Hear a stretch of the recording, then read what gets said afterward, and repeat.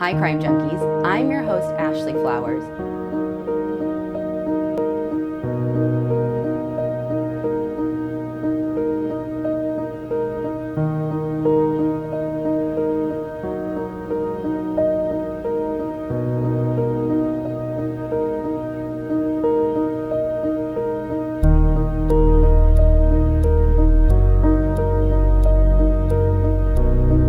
So, do you want to talk just a little bit about your new nonprofit and just how you got this started? Sure. So, Season of Justice was founded actually last year during the pandemic. And it kind of was born out of all of the work I had done, both as a Crime Stoppers board member pre podcast days and since my days in podcasting. Basically what I had found was science moves a lot faster than the law or government or budgeting. And there were so many great and innovative and new ways that science was finding to solve and close these cold cases that just weren't accounted for, again, in law, in budgeting and anything like that. And I really saw this gap where funding was an issue for so many departments. We have the DNA, we have the solution, we just don't have the money. And I said, well, I can fix that part. And so I just wanted to create the nonprofit so that there were very clear channels of the money going from a nonprofit that they could apply for grants for, a very clear approval process through a board that's decision making and not just like one person. And then the money going straight to labs to ensure that the money that we're giving is funding the case that we want, the testing that we approved, and it's done the right way.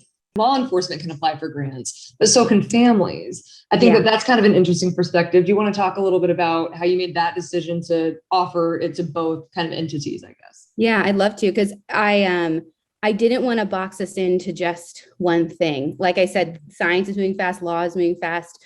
And I didn't want just one group to be able to apply. So part of the work that I've done more on the podcasting side is I've worked so much with families and the struggles that they have. Truly, if there's DNA, it has to come through law enforcement. But there are so many other avenues that can be taken to help push a cold case forward, whether it's awareness campaigns, a private investigator, searches.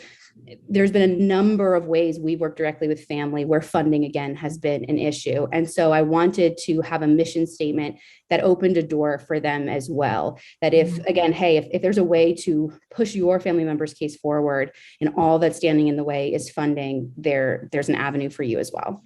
You're meeting a lot of these families face to face, right? And speaking directly with families. Can you talk a little bit about how that sort of personal interaction with families, did that impact your decision, I guess, to want to give this direct type of support? Yeah, I mean, and I think it's the way people get involved in any passion of theirs. It's unless you have like visibility into that world, which I've never lost a family member to violent crime. So unless you have those connections, you visibility into that world, you don't know what the needs are. And so having been working in this space for 3.5 years, directly talking again to family members and seeing this desperate need and seeing how hard it is for them to get help has definitely like made it a mission of mine and put it on my heart to again find the way to be that help and support for them. And I think that goes back to the bigger mission of what I wanted Audio Chuck to be. I think that there is a responsible way to put out true crime content. If you're going to be talking about the worst times in people's lives, how do you tell that story responsibly? And what do you do with it? Like, we've got a wonderful listener base who doesn't want to just be talked to. Like they want to participate. They want us to harness them for something better. How are you hoping to sort of leverage that base that you build of people who want to help and want to be involved to actually solve crime and not just talk about it? I mean, I hope what comes out of the nonprofit is someday in the future, we can look and say there are no cold cases. There are no backlogs. I know that that's a faraway future. And so we've got to take it one case at a time.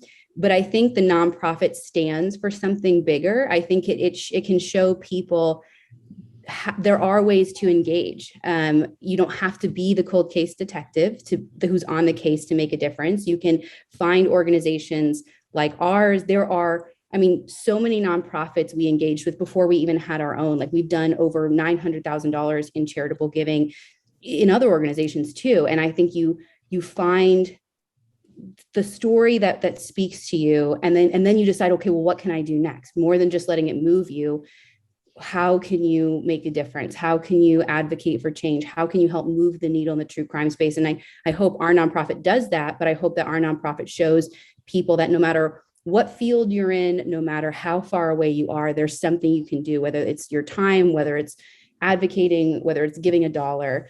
There's more than you can do than just listen, and you need to be more than just entertained by these stories.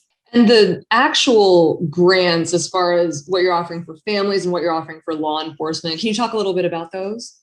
For law enforcement, it is related to testing. So that is, are there advanced testing methods that they need funding for? Is it a genealogy? But it's all related to DNA testing right now. For family members, again, that's not usually that doesn't tend to be an option, because law enforcement is the one that kind of is the gatekeeper to that. So that's why we give them that avenue. For family members, we left the mission statement intentionally really broad, to where it's just, if you can show us that some action will advance the case and do something to push the case forward, we're open to considering it.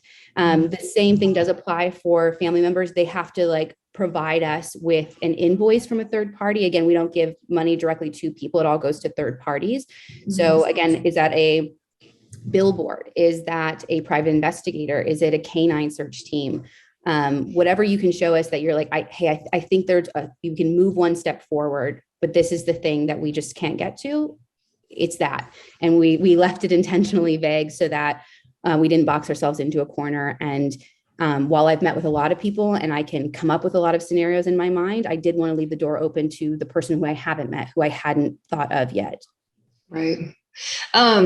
Is there anything you want to say about, it's an Indianapolis-based company or nonprofit, I suppose. Can you talk about just have you seen the indie community being, wanting to give back in cases like this? What's your response sort of been over the years, in terms of your indie specific folks who live here who maybe want to give back?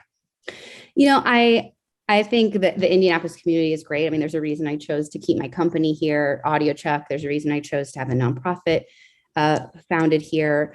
But I would say what I see in the indie community is what I see in our listeners and our crime junkies as a whole. And I do think that they want to give back. I don't know that there's necessarily a preference to them on, do we give back locally? Do we give back in another state? I think they're willing to give back to any agency that's willing to take the help. And that's kind of how we feel. Like, I would love, if more grants were coming from Indianapolis where I live, that would be great. But I'm certainly not going to just target them. I want to see help go wherever it's needed, and whoever's willing to take the help and try something new. Right. I think that's all I have. Is there anything else that you want to say? Anything else that you maybe thought that I would get to, but maybe we didn't talk about that you hope that we would? No, I don't think so. I mean, I think, again, for me, the most important thing to reiterate is just how much I want our listeners, or even if they're not crime junkie listeners, people who are interested and fascinated by this space, to realize that there's a responsibility that comes with it, and figuring out what the next step is, apart from just listening or watching or however they're consuming this. That's really the change that I want to see happen in the space. And whether that's done through a nonprofit or something personally, I think that's what's most important.